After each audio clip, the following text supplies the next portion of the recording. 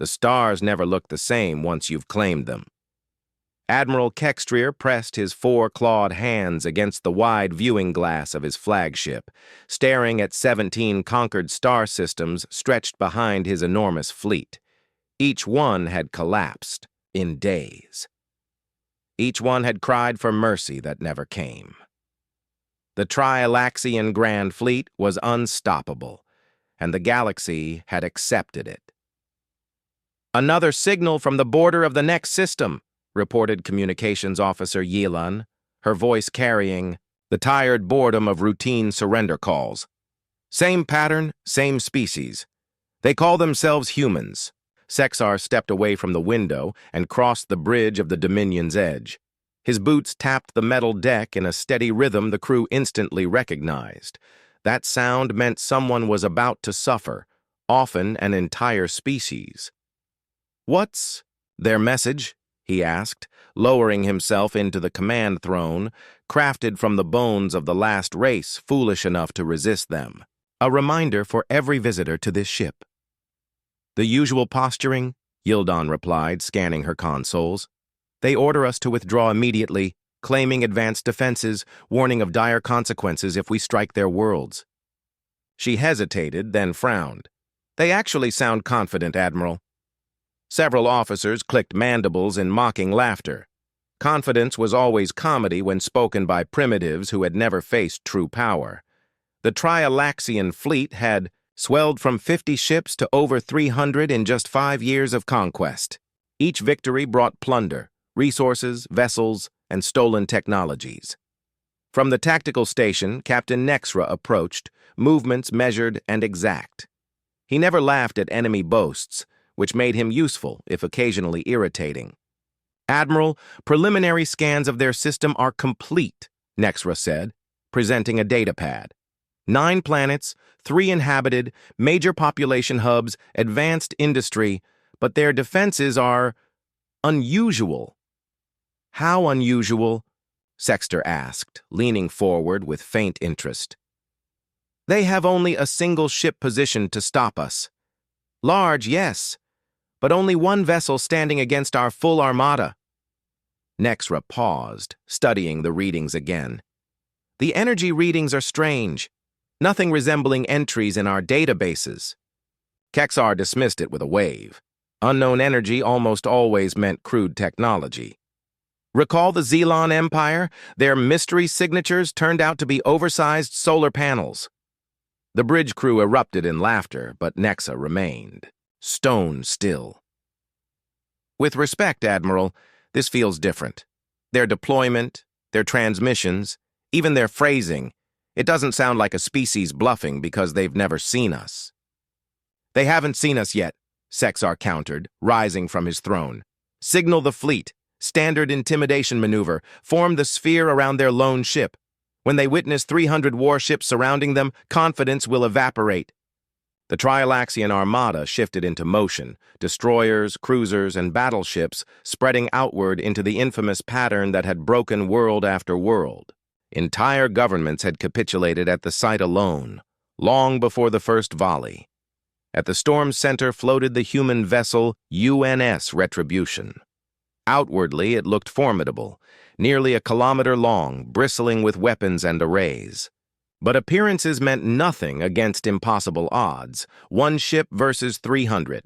The equation was absolute. Yet inside the human ship, no panic stirred. The crew moved with composed discipline. Scanners cataloged every approaching vessel. Gunners plotted trajectories with machine-like precision. Engineers performed final checks on unfamiliar systems. "They're falling for it," said Lieutenant Rodriguez at Tactical. "Sphere formation exactly as our models predicted." Commander David Park nodded, eyes locked on the forward display. The captain lounged in his chair, hands resting calm, his voice steady. "Weapons status. All batteries primed, targets locked, defense grid online, shields at full, reactors optimal, structure stable. Communications? Ready. Captain, protocols loaded for Trialaxian patterns." Park allowed a thin smile. The Retribution was the culmination of 5 relentless years of development. Concepts that had been only theory a decade earlier. Exotic matter drives, quantum field, shielding, and artificial intelligences capable of processing faster than any living brain. It was humanity's finest warship, and tonight it would face its trial. "Dr. Walsh," Park called to the xenobiologist. "Assessment?" Emma Walsh glanced up from her station. Classic intimidation posture. "They expect us to fold. Their spacing is poor, their firing arcs overlapping. They're here for a show, not a battle." "Exactly," Park nodded. Human doctrine demanded adaptability. Every formation designed for intimidation and combat alike. Clearly, the aliens had never learned that lesson. "Time to intercept?" 14 minutes, Captain. "Maintain surveillance. Alert me the moment they hail." The Trialaxian fleet moved like a ritual dance of destruction, each vessel playing its role with absolute precision, masters of conquest and fear. What they didn't know was that they'd walked into a carefully prepared trap. Earth's strategists had studied their campaigns in detail, decoded their tactics, dissected their technologies. The Retribution floated motionless, crew calm, waiting. Soon, they would speak to aliens for the first time. Moments later, they would reveal why humanity had always sharpened itself in war. The lesson was about to commence, and it would be brutal. Retribution's klaxons had remained silent for 3 hours, yet the crew stayed at battle stations, unwavering. This was their first encounter with extraterrestrials, and every man and woman knew the weight of history. First contact training had been drilled into them from the first day aboard. Commander Park strode the corridors, conducting final checks. Everywhere he went, soldiers and officers worked with composed focus. No panic, no hesitation, just drilled efficiency. In the medical bay, Dr. Lisa Harper prepared her staff for casualties that might never arrive. Her team had studied alien ethics. Medical staff had already studied alien physiology reports and prepared countermeasures for unknown contaminants. They were equipped for everything from boarding incursions to biological weapons, though the present tactical situation suggested neither would occur. "Doctor," Park said as he entered the bay. "Readiness status." "All surgical suites online, sir." "Emergency teams prepped. If we take casualties, we can handle them." Dr. Harper glanced at her monitors. "Though with our defenses, I expect to be treating alien prisoners, not humans." Park nodded, moving on. Engineering thrummed with power. As chief engineer, Mike Torres oversaw the exotic matter reactors driving the ship's unmatched energy. The technology was still new enough to inspire awe in every operator. "Reactor status, Chief?" "All 4 units stable, sir. Output at maximum sustainable levels. We can hold peak operations for 72 hours without decline." Torres grinned. "These aliens won't know what hit them." Weapons control, however, was the most fearsome department. Lieutenant Rodriguez commanded 30 specialists managing systems that could track and engage hundreds of vessels simultaneously. Humanity's new exotic matter cannons could deliver destruction on principles, undetectable by alien sensors. "Weapons?" Park asked. 12 main batteries armed. Point defenses online. Fire control computers have firing solutions for every target." Rodriguez gave a cold smile. "We could cripple their fleet in under 10 minutes. Park returned to the bridge just as the alien Armada sealed its sphere. 300 warships aimed down on the Retribution. The spectacle alone had forced dozens of civilizations to yield before. "Incoming transmission," reported Enan Walker at Communications. "Flagship, audio and visual." The main screen lit, revealing the bridge of a Trialaxian dreadnought. Its commander loomed nearly 3 meters tall, 4-armed, with a face merging reptile and insect. The translator rendered its hisses into English.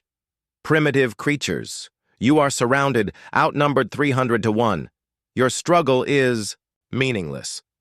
Park stepped forward, utterly calm.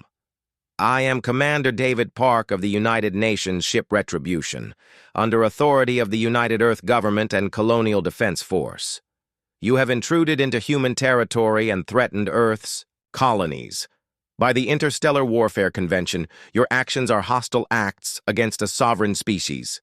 The alien's mandibles clicked with laughter. Conventions? Laws of primitives? We are the Trialaxian Grand Fleet. We have broken 17 star systems. One ship cannot oppose our might. Withdraw in 30 seconds or be destroyed. Park's tone never wavered. Failure to comply will result in the immediate annihilation of your fleet under Article 7 of the Defense Protocols.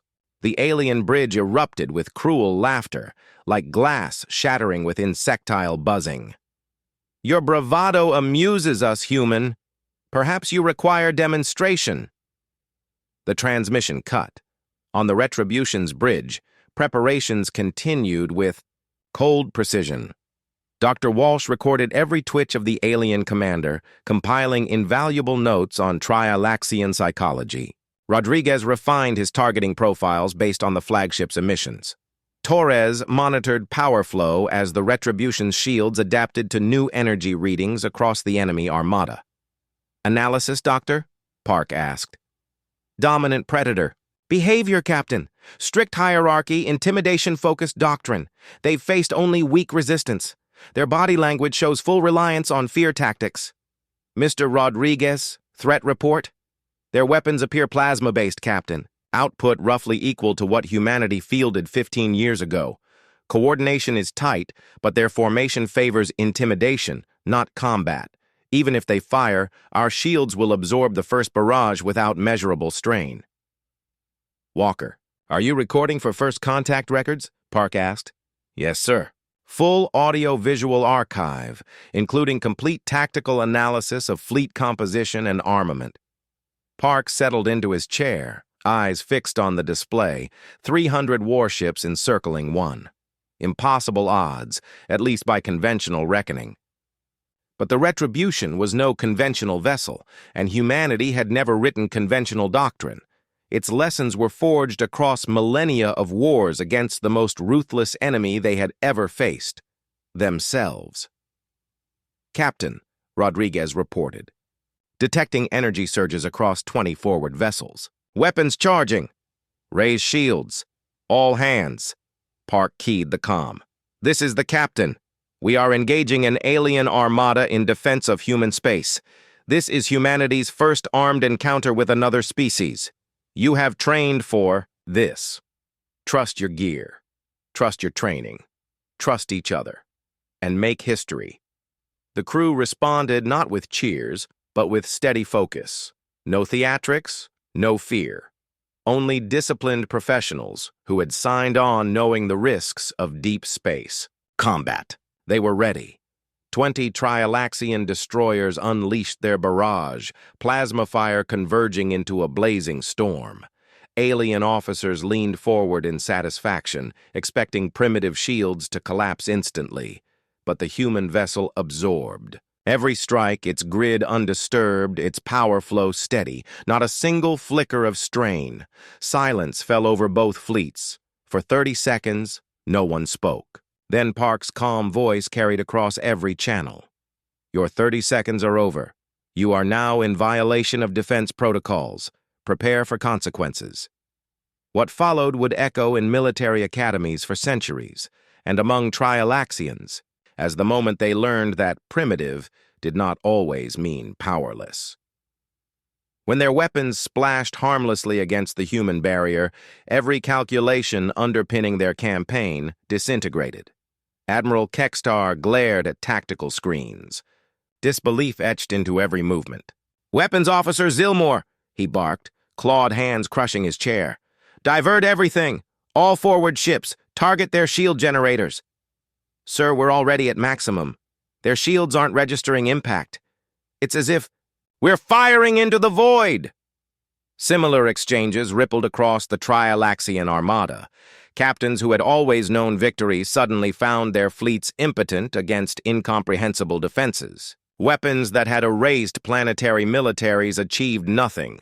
Captain Nexra's voice cut through. Grim. "Admiral, it's worse. Their barrier isn't merely absorbing, it's channeling our plasma, converting it, feeding it back into their grid. Every volley makes them stronger." The truth struck Kexar like a physical blow. This was no advanced shield. It was a revolution in warfare itself. Their fleet faced an enemy capable of weaponizing their attacks. "Cease fire! Pull back! To engagement distance and prepare." He never finished. That was when humanity struck back.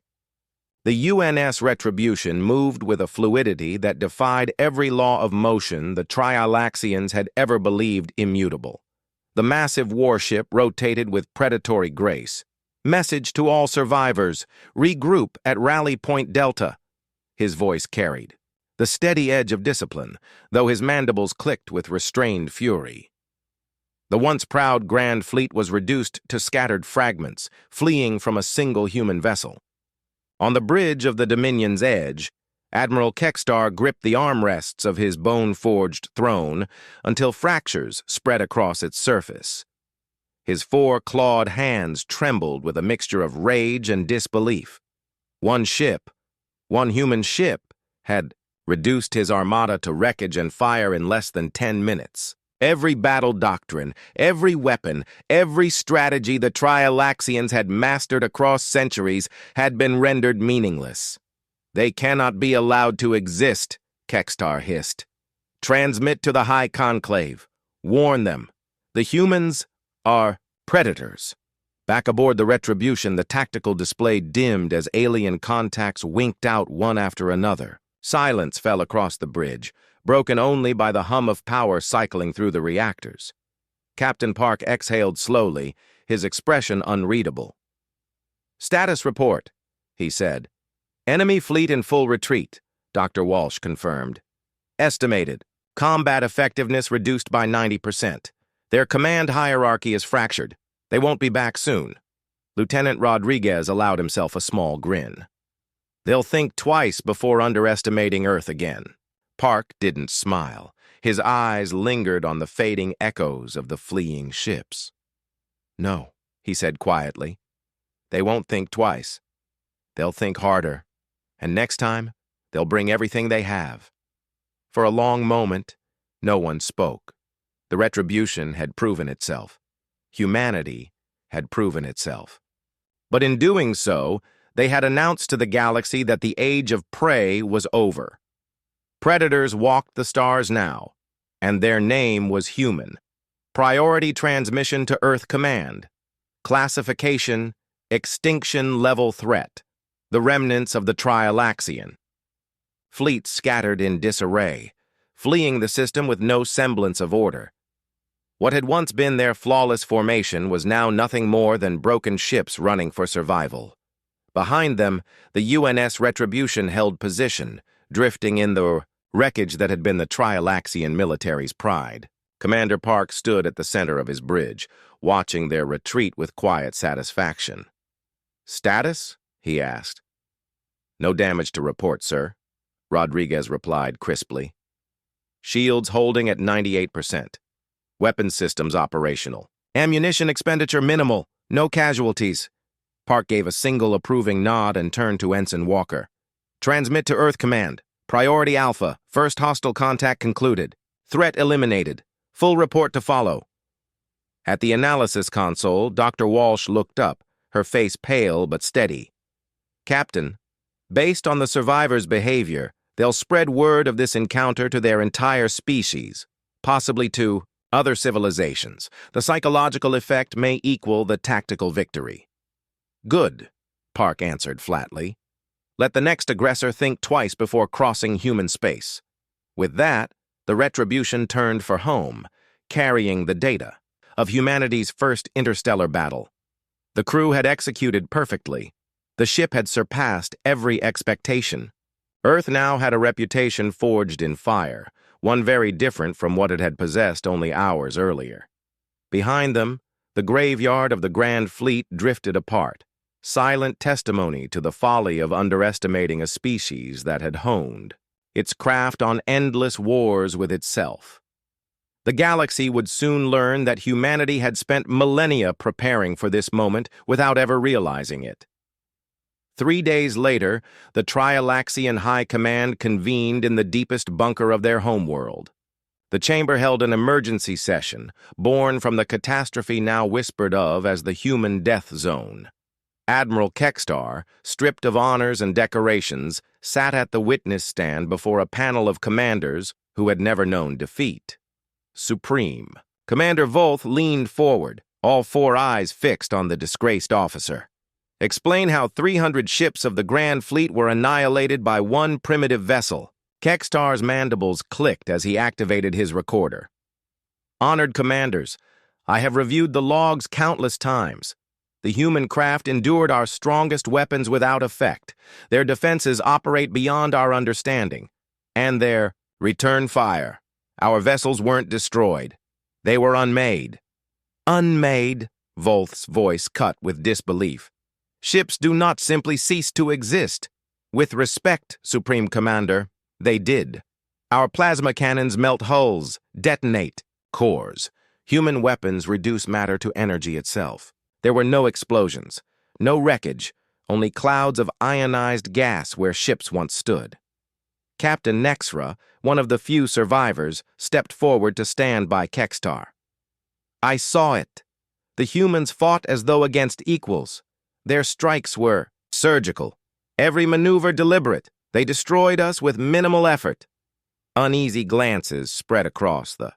Killman activated a holographic display, projecting the sparse intelligence they had acquired on human space.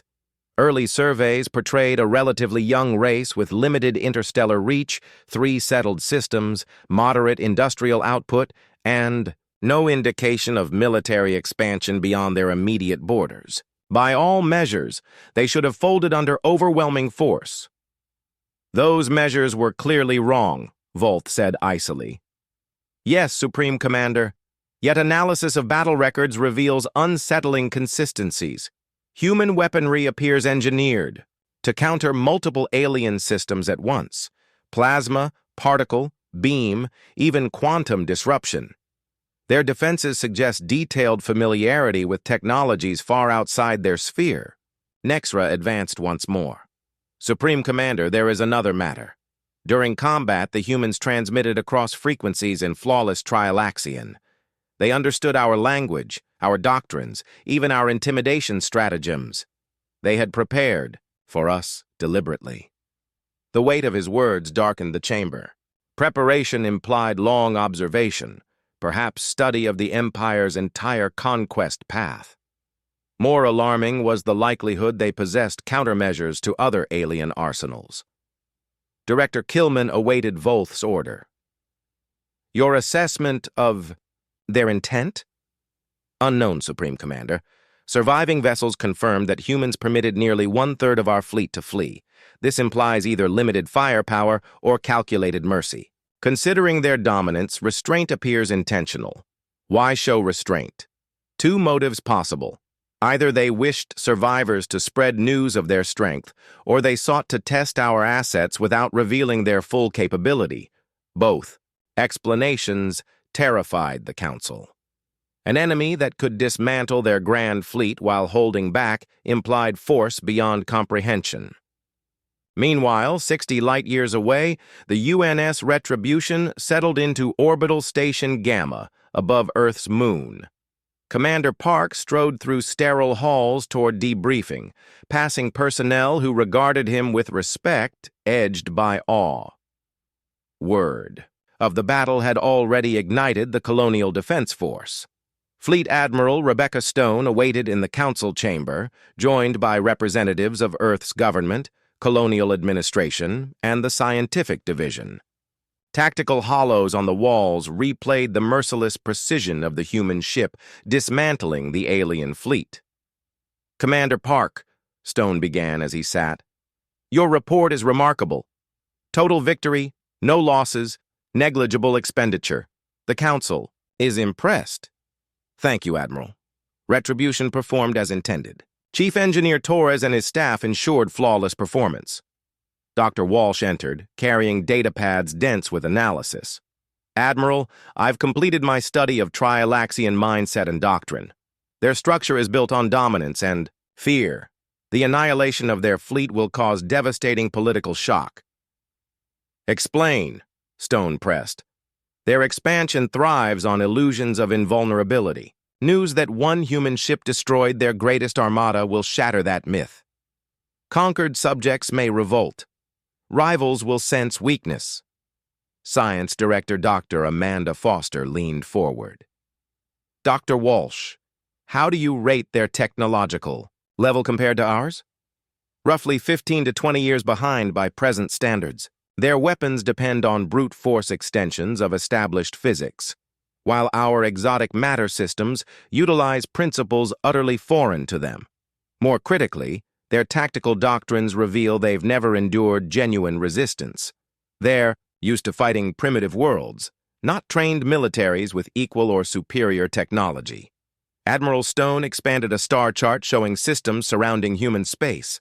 Commander, based on your battle with the Trilaxians, what's your assessment of other alien threats nearby? Park studied the glowing sectors intently before answering. Admiral, if the Trilaxians were the strongest power here, then humanity faces no serious external danger. Our defenses can defeat anything they field. Still, I recommend preparing for the chance that rival species may unite. Why? Because word of this engagement will spread quickly.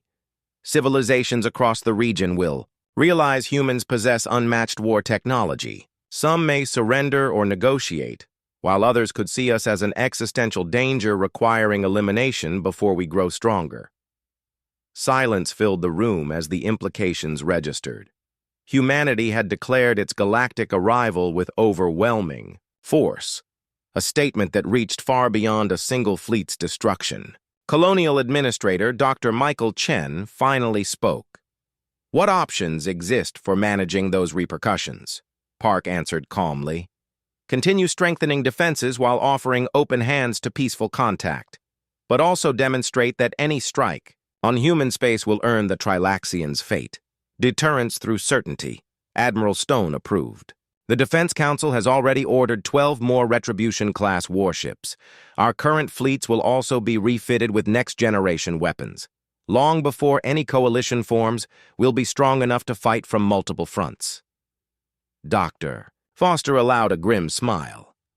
Gentlemen, humanity's expansion problem may just have solved itself. Instead of decades of slow colonization, we might discover other powers eager for trade and treaties. The briefing carried on for hours, covering technical upgrades, strategy, and diplomatic approaches. But the central truth was plain. Humanity had entered the galactic stage as the region's premier military giant. The era of human expansion had begun, and the stars were learning that Earth's descendants had inherited a mastery of war. 6 months after the Trialaxian Grand Fleet's annihilation, the galaxy looked very different. Trade routes once ruled by alien merchants now carried human freighters under heavy escort. Diplomatic envoys that ignored Earth now demanded meetings. Even more striking, galactic militarization had abruptly slowed. Ambassador Elena Rodriguez stood on the diplomatic cruiser's observation deck, watching 3 alien ships approach the neutral station hosting the first interspecies peace conference. Each vessel represented a civilization that knew the stories of humanity's wrath. Nervous? Asked Dr. Walsh, assigned as mission xenobiologist. Cautiously optimistic, Rodriguez replied, 6 months ago, these powers expanded ruthlessly, conquering weaker races. Now they seek trade and treaties. Fear creates cooperation. The station had been constructed solely for this summit.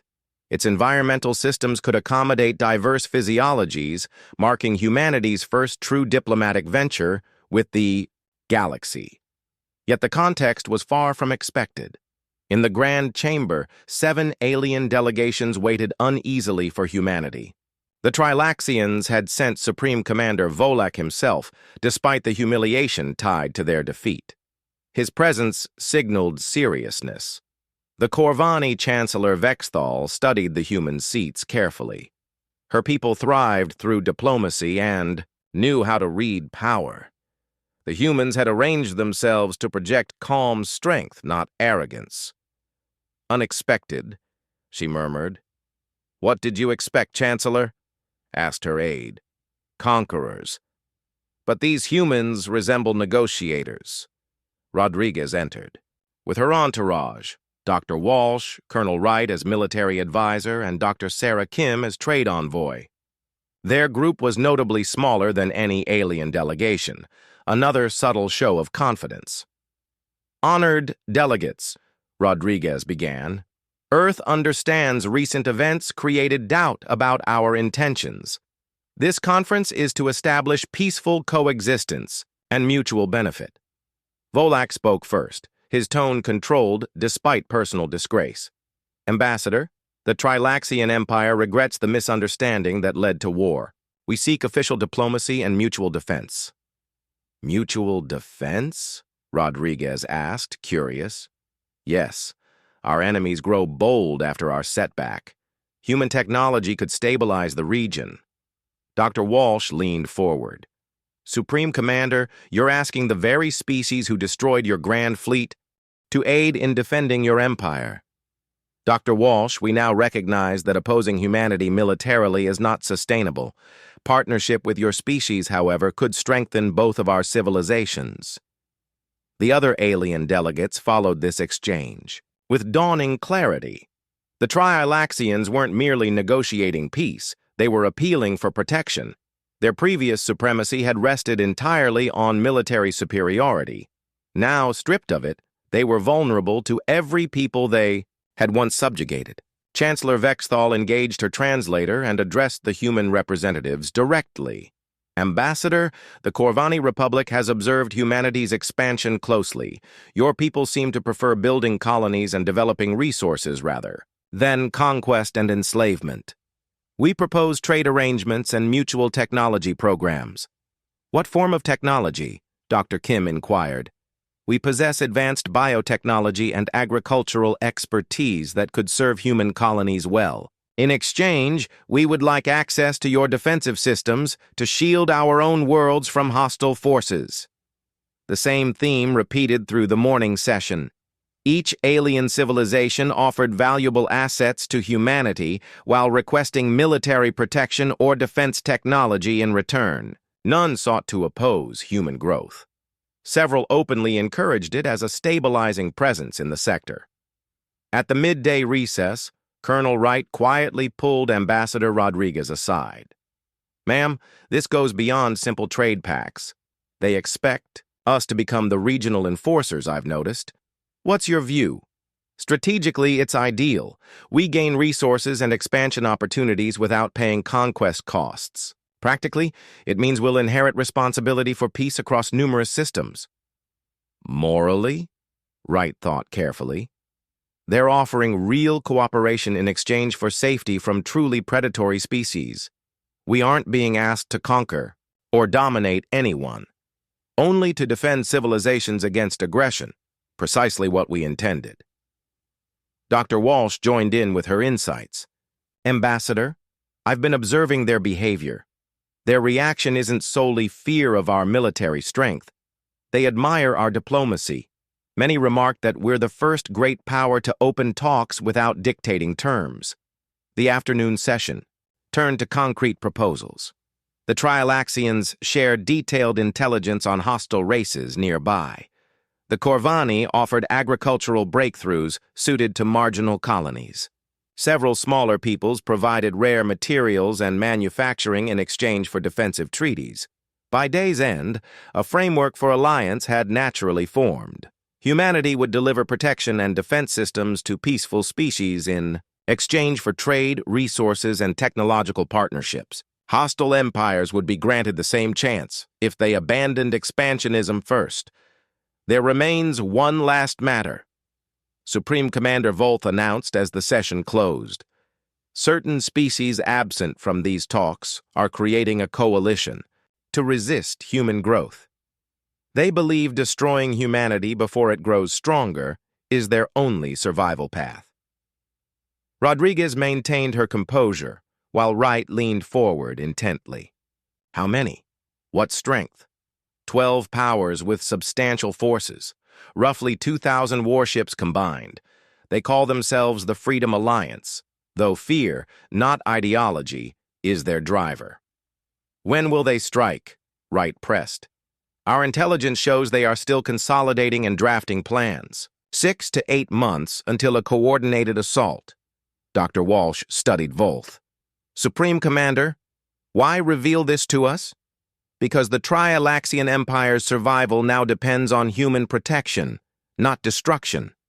Should these species succeed, they'll next target us. We prefer alliance to rivalry. Rodriguez nodded. Commander, your candor is appreciated. This will aid our defenses. The summit ended with preliminary accords to be ratified in the months ahead.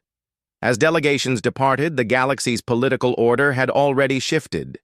Humanity had conquered. No one yet emerged as the regional power by being too dangerous to challenge and too reasonable to resist. 3 days later, Commander Park received fresh orders aboard the UNS Retribution. The Defense Force was marshaling the largest human fleet ever to confront the Freedom Alliance. 12 alien powers and 2,000 ships would soon face the same lesson. The Trialaxians had endured half a year ago. The difference now, humanity would fight with allies, not alone. The galaxy would learn that humans were far deadlier protecting friends than defending themselves.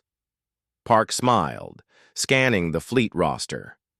18 battleships, 47 cruisers, over 100 escorts, rendezvousing in 3 months for Bub, the greatest battle in recorded history. The Freedom Alliance had made a fatal miscalculation. They believed humanity's first clash revealed its full strength. They were about to see how mistaken they were.